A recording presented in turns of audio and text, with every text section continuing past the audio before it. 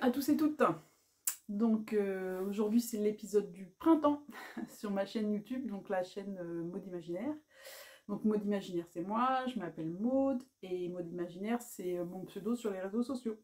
Donc sur cette chaîne je parle majoritairement de tricot, de laine, avec des variantes. Et aujourd'hui la variante ça sera un petit peu de punch needle. Je vais vous raconter mes premières aventures, vraiment le tout début de ce que j'ai fait en punch needle. Et voilà, j'espère que vous allez tous et toutes bien. Et c'est parti. Donc je vous le disais la dernière fois, j'ai décidé de passer à un rythme plus cool pour les vidéos. Par saison, ça me semble pas mal. Et c'est parce que je tricote beaucoup plus doucement qu'avant. Mais j'ai toujours envie de venir partager du tricot par ici. Donc voilà. Donc c'est mon épisode de printemps. J'ai quand même réussi à finir des trucs depuis la dernière fois que je suis venue vous voir. Et donc mon premier projet terminé, c'est un pull. Et donc c'est ce pull ici. J'ai mis des photos à la fois portées et finies sur mon Instagram et même mon Ravelry, je pense. Si je ne l'ai pas fait sur Ravelry, je compléterai. Parce que je ne vais pas vous passer le pull. Je pense qu'il manque au moins 20 cm de tour de buste pour que je rentre dedans. C'est un pull que j'ai confectionné en fait pour ma fiancée. Et justement, en parlant de taille, en fait, c'était marrant sur ce pull parce que je me suis dit ça plusieurs fois, mais donc j'ai choisi sa taille par rapport à son tour de buste et c'est pas forcément toujours la bonne idée, je le sais en plus, mais du coup là j'ai choisi sa taille par rapport à son tour de buste et c'était la taille S, je pense. Euh, Mais en fait, elle a un tour de buste qui correspond à une taille S, mais elle a des épaules assez importantes. Et donc justement, donc pour ce patron et ce raglan, je pense que c'était pas forcément la meilleure idée de choisir la taille par rapport à son tour de buste. Et la prochaine fois, je le serai. Je ferai attention en fait à la carrure d'épaule. Parce que du coup, ce patron, pour vous commencer un peu les choses dans l'ordre, donc ce patron, c'est un patron d'une designeuse que je ne connaissais pas du tout, qui s'appelle sur les réseaux sociaux Kedré. Je mettrai toutes les infos en dessous de la vidéo. Donc Kedré, le nom du modèle, c'est le modèle Aran Sweater. Je pense pas que je le prononce bien parce que c'est anglophone. D'ailleurs, le patron est en anglais. Autre information. Et donc c'est un sweater, c'est un pull en raglan. Ce que je vous disais la dernière fois, c'est un pull assez simple. Ce que j'ai beaucoup aimé, c'est vraiment la forme de ces augmentations que je ne connaissais pas. Je ne vais pas vous remimer comment elles se font, parce qu'apparemment ce n'était pas très clair. Mais je ne connaissais pas du tout, pourtant j'en ai fait une paye quand même de pull en raglan de ce type d'augmentation et c'est très joli, ça fait une ligne très très jolie. Mais donc c'est un pull en raglan, j'ai choisi la taille par rapport à son tour de buste et clairement j'aurais pu du coup ce que j'ai fait déjà c'est que j'ai rajouté 4 mailles sous la manche. Quand j'ai repris mes manches etc j'ai rajouté 4 mailles de plus que ce que indiqué dans le patron, mais clairement j'aurais pu faire quelques augmentations de plus. Donc je pense que vraiment pour elle, comme elle a un tour de buste assez petit mais une carrure assez importante et qu'elle est grande, euh, je ferai attention à ça, en fait la profondeur du raglan. Mais je dis ça, ça lui va très très bien, hein, mais c'est juste que je me suis dit encore une fois que c'était pas forcément la bonne idée de choisir son patron et sa taille par rapport à son tour de buste. Que l'on soit en fait, enfin moi j'ai un tour de buste bien plus important et elle a un tour de buste bien plus fin, mais c'est vrai aussi dans les deux cas en fait, hein, parce que elle a un buste fin qui correspond à des petites tailles, mais elle est grande et elle a des fortes épaules. Donc voilà ce pull. Donc je vous ai dit, ça commence avec un petit col un petit peu remonté, semi-remonté, quelques rangs de côtes. Après on passe au raglan. Normalement c'est un pull qui est sur le modèle, il est très cropped, il est très court et on l'a remonté énormément. Je me souviens plus de combien, mais comme je vous ai dit en plus, elle fait 1m70, donc du coup j'ai remonté, mais du coup je pense que le modèle il s'arrêtait là normalement, mais du coup on a remonté bien plus. On a rallongé bien plus la taille du corps.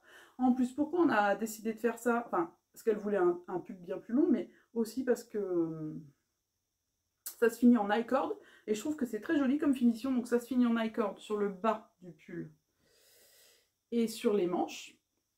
Mais on s'est dit aussi qu'avec l'i-cord, en fait, ça allait peut-être rebiquer. Et d'ailleurs, ça rebique un peu. Ça rebiquait plus du tout. Donc là, je vais faire un clin d'œil à Aude, Aude in Ariège sur Instagram, la copine, les copines du Sud-Ouest. Et elle m'avait dit que je ne vaincrais jamais contre un i-cord qui roulotte. Et en fait, j'ai vaincu un petit peu, pardon. Parce qu'en fait, j'avais posté une photo sur Instagram, j'avais fait sécher le pull et j'avais mis plein de à plat sur un séchoir. Et j'avais mis plein de pinces à linge en fait, tout le long de l'i-cord. Et ça s'était vraiment bien redressé. Là vous voyez, ça roulotte un peu, mais c'est vraiment acceptable. Pardon pour ma voix et mes yeux. C'est l'épisode du printemps, c'est l'épisode des allergies. Donc voilà, je suis désolée. Donc ça roulotte à nouveau un petit peu, plus qu'après le blocage. Je me suis dit que la prochaine fois qu'on laverait, on referait la même chose. Mais c'est tout à fait acceptable. Mais c'est aussi pour ça, en fait, quand on a essayé à plusieurs reprises pour la taille, on s'est dit ça va roulotter un peu. Donc on rallonge de quelques centimètres en prévoyant le roulotage pour pas que ça la gêne, en fait, pour sa taille.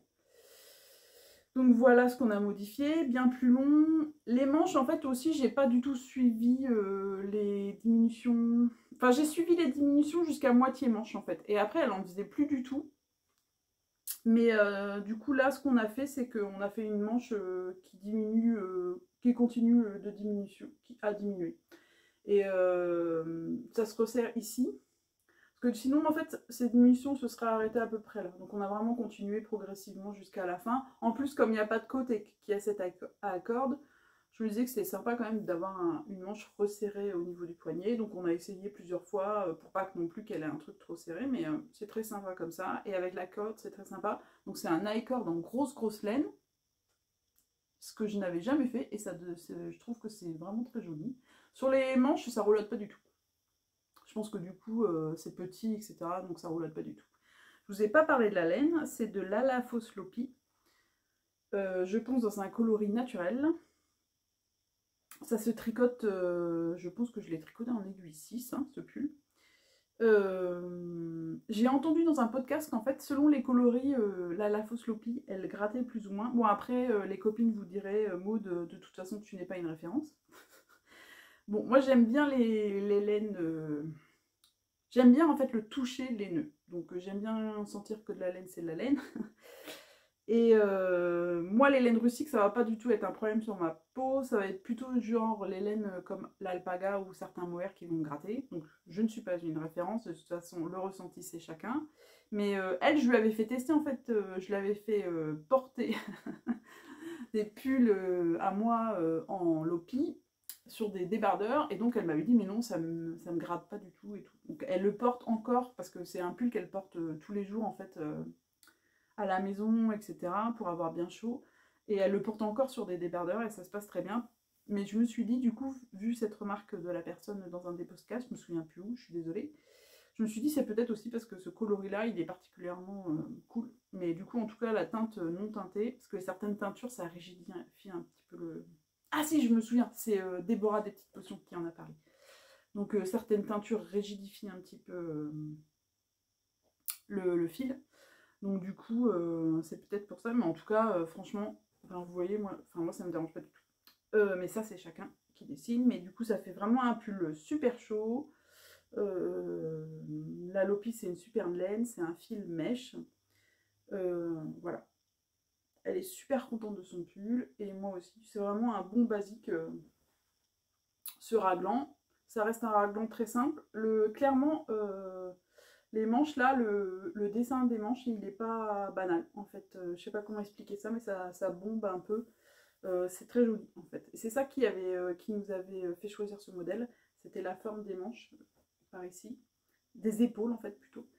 Et effectivement, donc ça doit être grâce au rythme des augmentations qui fait ça, mais c'est très joli. Donc voilà, c'est un pull très simple qui est porté à fond. Je suis super contente. Et voilà, mon premier objet fini.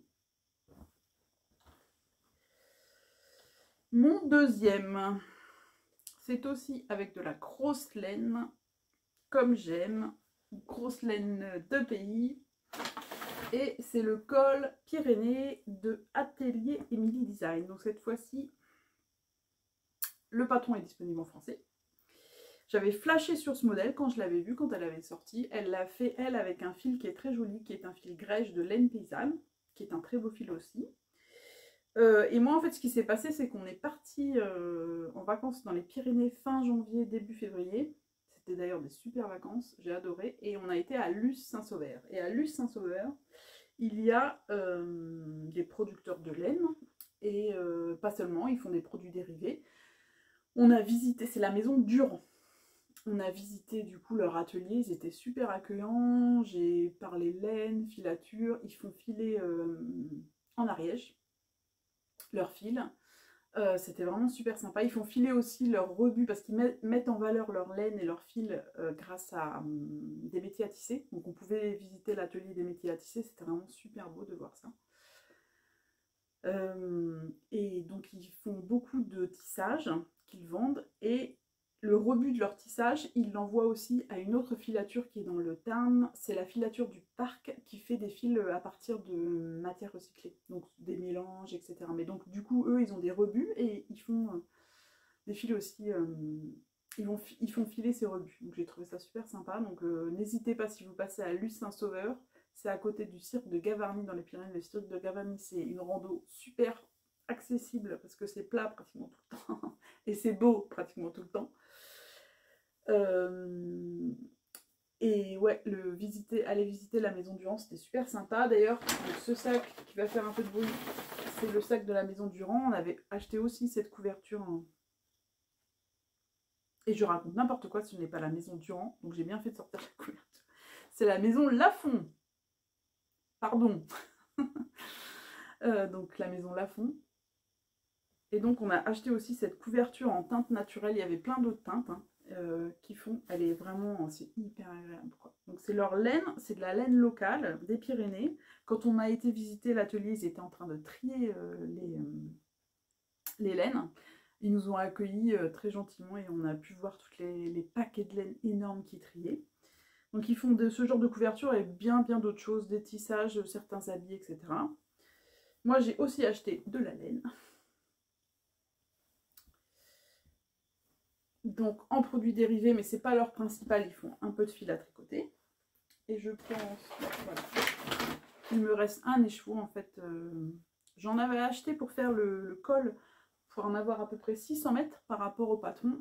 Je sais pas, et du coup il m'en reste. Je sais pas si j'ai vu large parce que souvent je vois large, mais donc voilà, je leur ai acheté du fil à tricoter. Ça m'amusait beaucoup de tricoter le col Pyrénées d'Atelier Amini avec du fil que j'ai local des Pyrénées. Elle sent bien l'huile de filage. Donc le fil il est grège. C'est une méthode de filage qu'on peut retrouver aussi dans le fil Ardelaine. Je ne sais pas si vous connaissez le fil Ardelaine, mais ça ressemble pas mal. Donc j'ai pris le fil naturel. Je pensais qu'il n'y avait pas beaucoup d'autres choix, mais donc il est grège.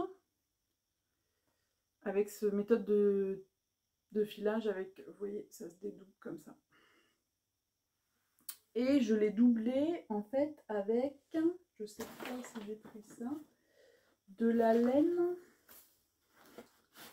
Vous voyez en fait mon col, il est bien plus mixte, le rendu il est bien plus chiné que le grège de cette laine. Je l'ai doublé.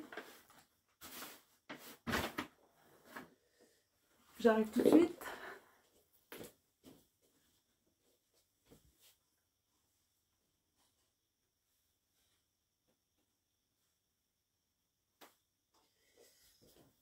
Pardon pour cette interlude. Donc avec de la laine Holzgarn, qui est une laine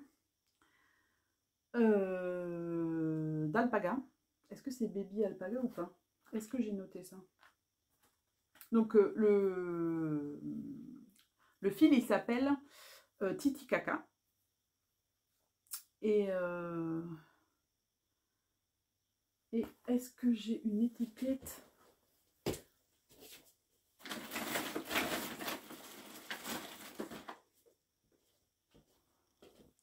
pardon, mais ça me gênait de vous dire une mauvaise info, donc, parce que j'ai racheté ce fil pour un autre projet dont je vous parlerai peut-être tout à l'heure, un projet futur. Donc en fait c'est du pur Sin alpaga, donc c'est que du alpaga, c'est pas du baby alpaga. En fait c'est Yarnflex Audrey Borrego qui m'avait donné l'idée d'utiliser cette laine. C'est un fil qui est très doux, qui est très fin, donc qui est un fil lace, et qu'on peut utiliser en fait pour doubler les projets, comme pour le mohair. Mais le mohair, en fait, moi, j'en ai un peu marre. Enfin, j'en ai tricoté plein. Je pense que c'est aussi, voilà, j'ai découvert ce fil, j'en ai tricoté plein. J'ai fait des pulls que en mohair et tout ça, mais là, j'en ai un peu marre. Et aussi, j'en ai un peu marre des poils.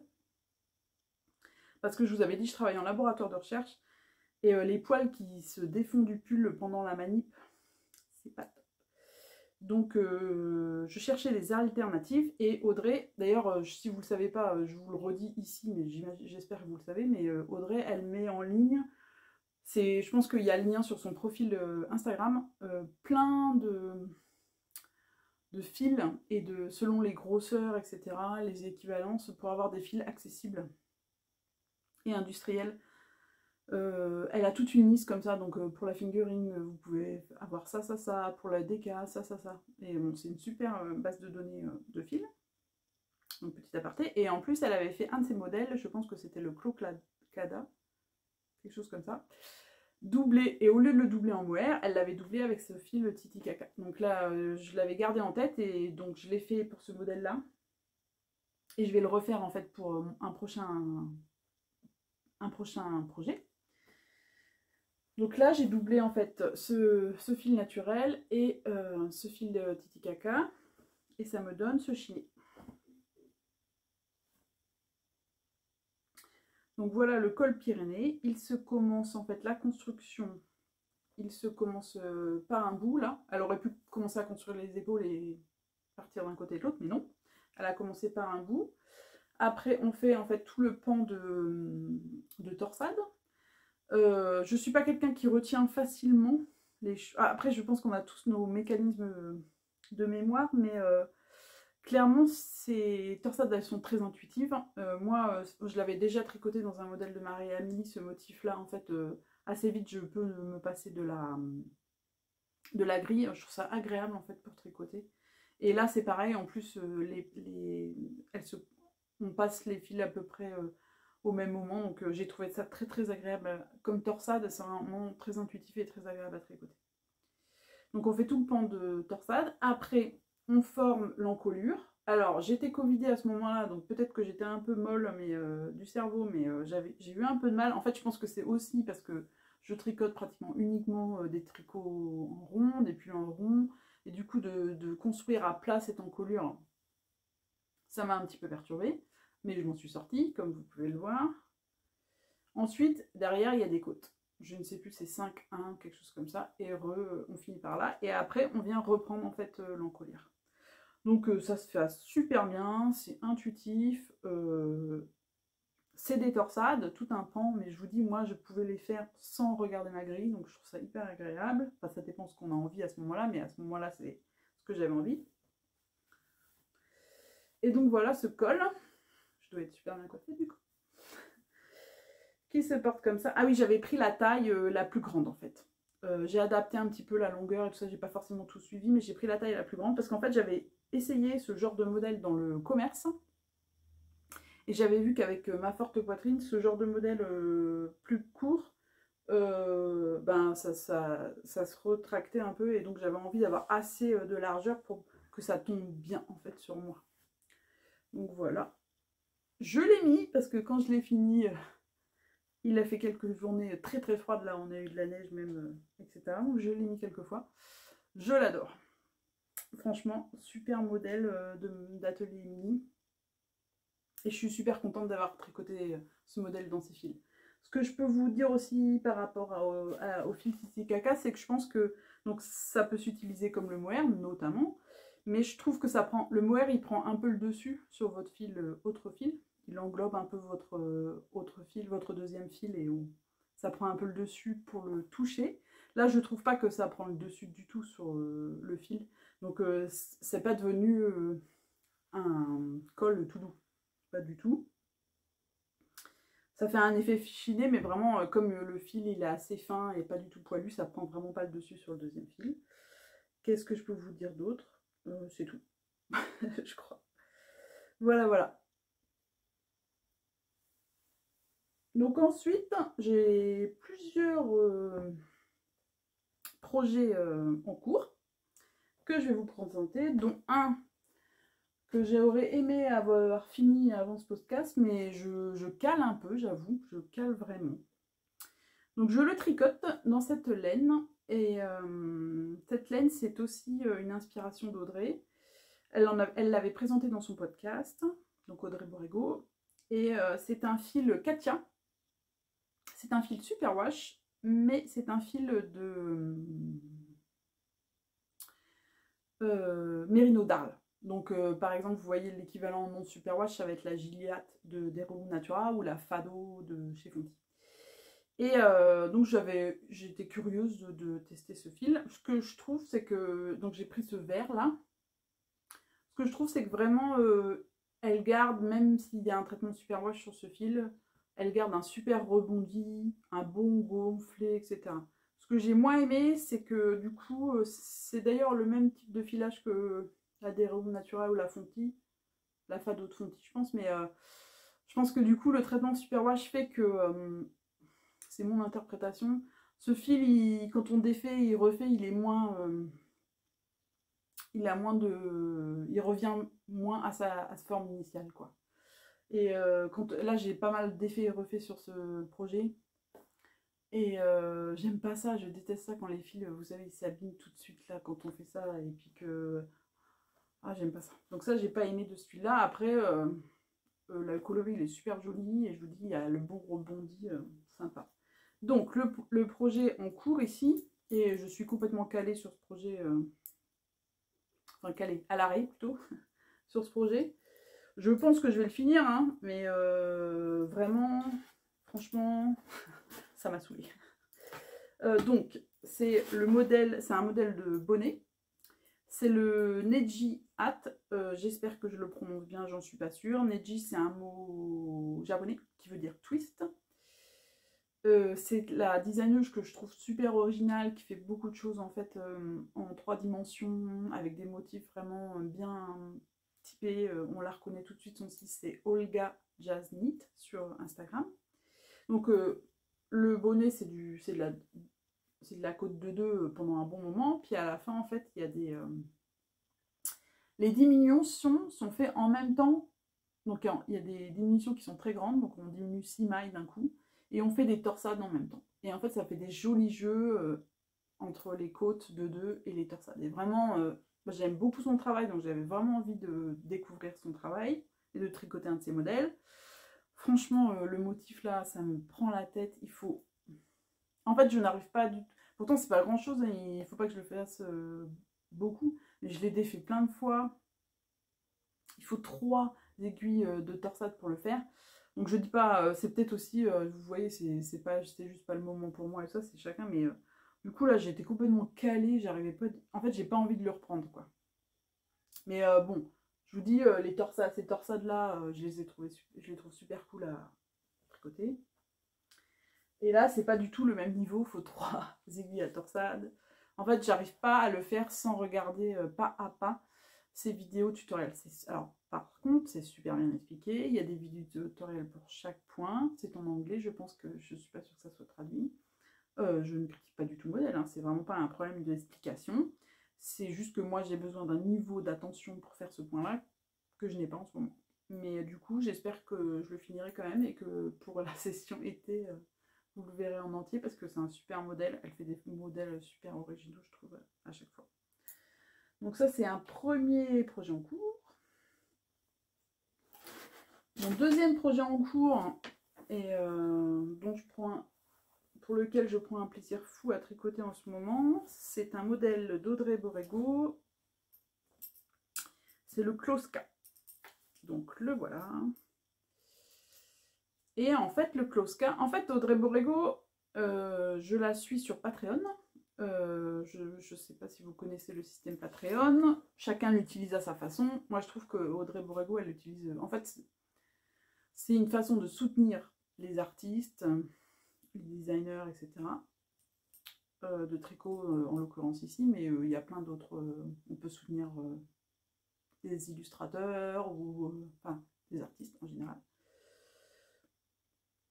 Et je trouve qu'elle, elle l'utilise super bien. Elle crée du contenu, en fait, et elle fait des vidéos qui donnent plein sur certains thèmes, sur des sujets bien précis, etc. C'est hyper intéressant. En plus, même si vous venez que pour un mois, et elle le répète sans cesse, et je trouve ça hyper bien aussi, qu'on peut venir pour un seul mois et repartir après. On a accès quand même à toutes ces vidéos qu'elle a fait sur les différents thèmes tricot. Donc, par exemple, ce mois-ci, c'était super intéressant. C'était sur la structure des fils, 2 brins ou 3 brins, etc. Bon, moi, c'est le genre de truc que j'aime beaucoup. Donc, je la suis de temps en temps. Je viens et je pars de son Patreon. Mais du coup, la dernière fois, je me disais clairement, la rétribution, c'est la vidéo. Pour moi, elle vend du contenu. Mais c'est aussi un patron. Mais moi, je suis incapable de tricoter un patron par mois, je pense. Enfin, c'est trop. Mais du coup, j'ai commencé à regarder ces patrons différemment.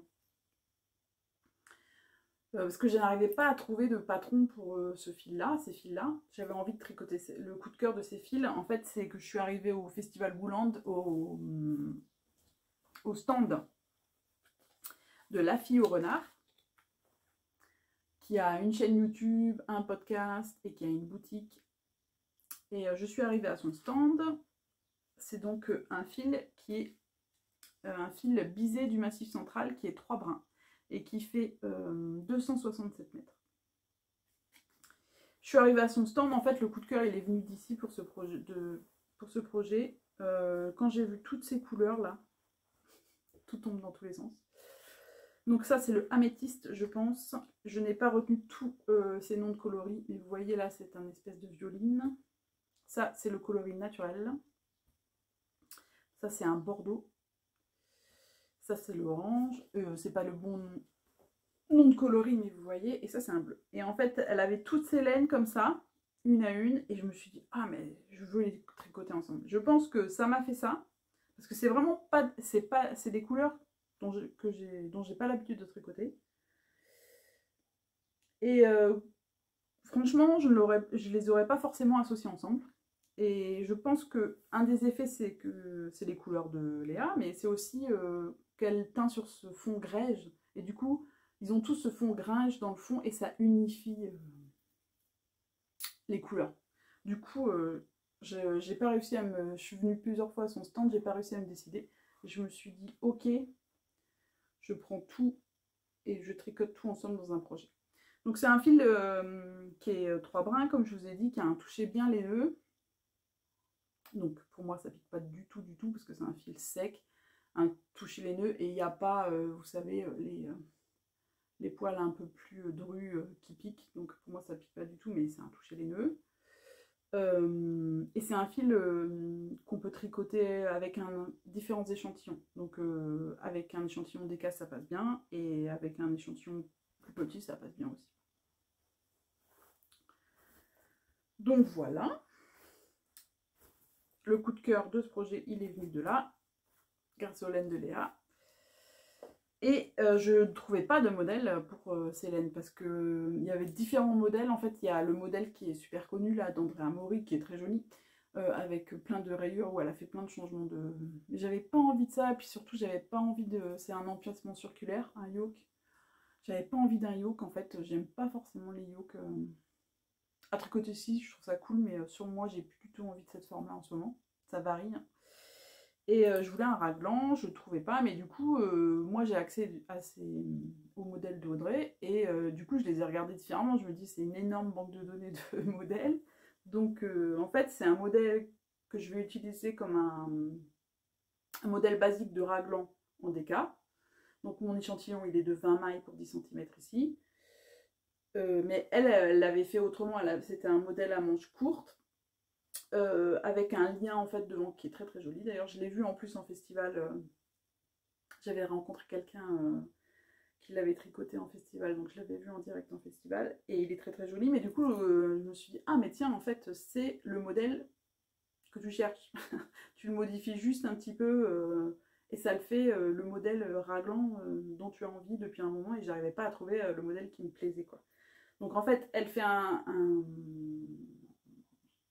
une encolure assez proche du cou mais ça me plaît aussi. En général chez Audrey c'est assez proche du cou mais moi ça me plaît beaucoup. Je suis la team plutôt proche du cou. J'aime pas quand ça baille. Elle fait cette espèce de finition qui est sympa, donc on retourne le col et on le coud, donc ça fait une finition de... ça a une encolure double. Et après on part sur le raglan. Il y a un petit motif en fait de côte brisée dans le raglan, tout simple. C'est hyper intuitif à tricoter. Et donc moi je vais l'utiliser, je vais faire des manches longues, donc je vais bidouiller pour les diminutions, pardon, et je vais le tricoter jusqu'au bout sans faire le petit lien qui est prévu normalement dans le modèle, c'est le closka, j'espère que je l'ai dit. Donc voilà, je me suis dit qu'est-ce que je fais pour les rayures, c'est pareil, j'y ai pensé, repensé, et je me suis dit aléatoire totalement. En fait c'est au feeling, quand j'en ai marre d'une couleur. Au début c'était marrant parce que en fait, j'avais super envie de découvrir les couleurs et les tricoter, donc j'étais là, bon, je change. Et du coup je teste les associations, j'adore par exemple cette association là, verte et violet. Je me suis dit que je les réutiliserais bien dans un autre pull. Il y avait un pull à 2 couleurs qui m'avait plu récemment, mais du coup je teste les associations. Là j'adore cet enchaînement là, orange, grège et plutôt bordeaux. J'ai adoré cet enchaînement. Bref, c'est hyper ludique comme projet. Je suis hyper contente. Je vais avoir un petit peu de fil à rentrer, hein, mais ça va, c'est pas la fin du monde. Et pour les rayures, vous savez, comme on tricote en... pas totalement circulaire et que les rayures ça se voit toujours un petit peu, mais j'ai fait la méthode au deuxième rang de la rayure, je fais passer la maille et je ne la tricote pas, donc ça se voit un petit peu moins, ça se voit quand même un petit peu. Moi ça me perturbe pas plus que ça, hein, ce genre de détails. Donc voilà, et j'adore le tricoter, c'est ludique et en même temps c'est hyper cool et reposant, c'est ce qui me va en ce moment. Donc voilà mon deuxième cours. Je pense que j'en ai pas d'autres. Je vais peut-être juste vous présenter l'encours que je suis censée commencer. Je vois que j'ai pas tout là en même temps. C'est quoi ce podcast pas organisé?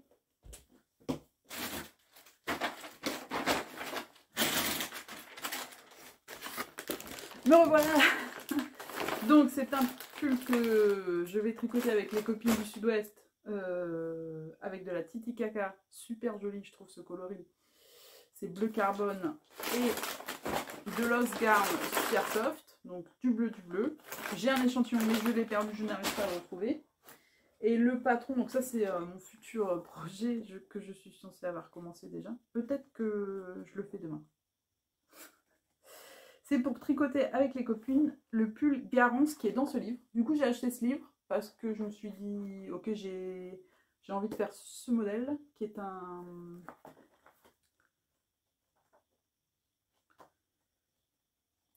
une veste avec un col un peu châle et il y a un bonnet qui me plaisait bien, donc je me suis dit ok, ça fait 3 modèles. Le bonnet érable, page 42, je vais vous montrer. Donc c'est un bonnet vachement sympa avec des petites torsades sur le rebord. Donc ça faisait 3 modèles qui me plaisaient bien. Et puis il y a des basiques comme ça que je pourrais, comme pour le modèle de Audrey, un peu twisté peut-être. Donc voilà le modèle, la veste que j'aime bien aussi. Donc je me suis dit ça fait assez de modèles, hop, et qui me plaisent. Je peux pas trop vous donner de retour sur le patron parce que j'ai pas commencé encore. Et le pull qu'on veut faire tout ensemble, c'est le Garance. On voit très mal en fait les motifs du pull Garance. Dans le livre, je trouve qu'on les voit pas très bien parce qu'en fait elle a utilisé une laine, c'est pas à cause de du pull du livre ou de ses photos, mais elle a utilisé une laine foncée et il y a aussi un fil doublé avec du mohair, donc du coup c'est assez compliqué, mais J'ai été voir sur Ravelry, en fait, il y a des modèles qui ont été faits, même sur Instagram, avec le hashtag, il y a des modèles qui ont été faits avec des fils simples. Et on voit bien mieux les motifs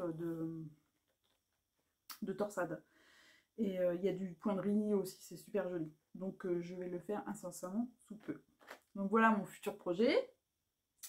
Et est-ce que j'ai fini de vous raconter tout? Ah oui, le punch needle. Alors, ça faisait un moment que je voulais me mettre au punch needle. Donc voilà. Donc je sais pas comment ça s'appelle. C'est aiguille à... Si vous savez, c'est aiguille à tapisser en français? Je sais pas. Donc ça faisait un moment que j'avais envie d'essayer. En fait, un des podcasts dont je parle assez souvent sur cette chaîne, c'est le podcast de Niclip, Suzanne, qui est anglophone et qui est canadienne. Elle en fait pas mal.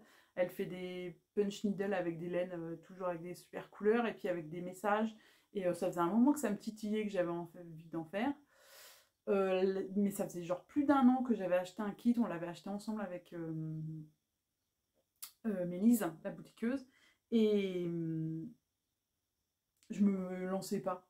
Je me lançais pas, je me lançais pas. Puis là, dernièrement, je me disais, mais t'as envie de le faire, mais en fait, c'est le motif du kit qui t'inspire pas du tout, quoi. Donc, un bon matin, un samedi, là, j'avais envie de me détendre. Je me suis lancée et je me suis dit, ok, voilà, je fais n'importe quoi, on s'en fout. Et enfin, je sais pas comment vous apprenez, vous, mais moi, au boulot, comme partout, en fait, il y a des gens qui planifient tout. Mais moi, en gros, je fonce dans le tas, en fait, et je fais plein d'erreurs, et après, j'apprends mes erreurs. Donc, chacun sa méthode d'apprentissage. Donc, moi, c'est la mienne. Elle est critiquable, c'est sûr. Mais j'arrive pas à faire autrement, en fait. Je me rends compte, parce que là, bon, là, c'était aussi le motif qui m'inspirait pas. Mais du coup, je suis partie, j'ai fait n'importe quoi. Mais en fait, on rentre le fil par là. Il y a quelque chose pour nous aider à rentrer le fil, en fait.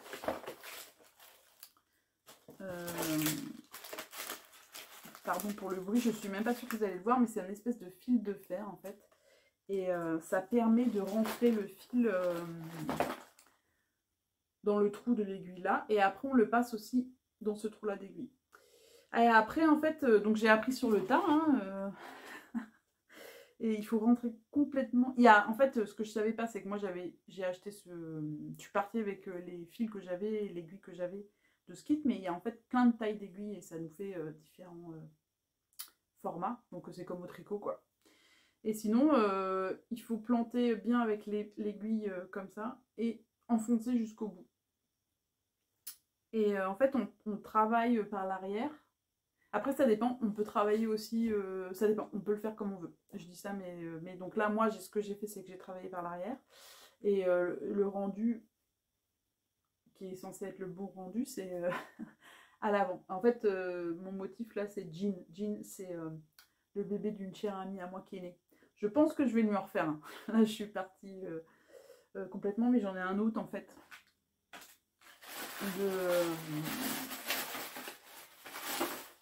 De cercle. Et j'ai un autre tissu. Donc ça se fait sur ce genre de tissu, comme ça. Qui a une maille assez lâche. Et je pense que je vais lui refaire aussi jean pour elle, pour sa chambre. Pour mettre dans sa chambre. Mais je vais, maintenant que j'ai appris plus à mieux m'en servir. Donc c'est quasiment le même cercle que j'ai. Donc je vais lui en refaire un. Donc l'idée c'est que ça soit bien tendu, parce que sinon ça fait un peu des gloubis-gloubas, c'est pas top. Et ce que j'ai appris aussi du coup à mes dépens, c'est que quand on... Parce qu'au début je me suis dit je vais prendre plein de fils que j'ai dans mon stock. Mais clairement, je pense que ça se négocie si vous faites... j'ai regardé des vidéos dessus, mais si vous faites des zones avec un fil d'une certaine taille, des zones bien séparées. Mais là, dans ce que j'ai fait, ça n'allait pas du tout parce que les fils plus épais prenaient le dessus sur les fils moins épais.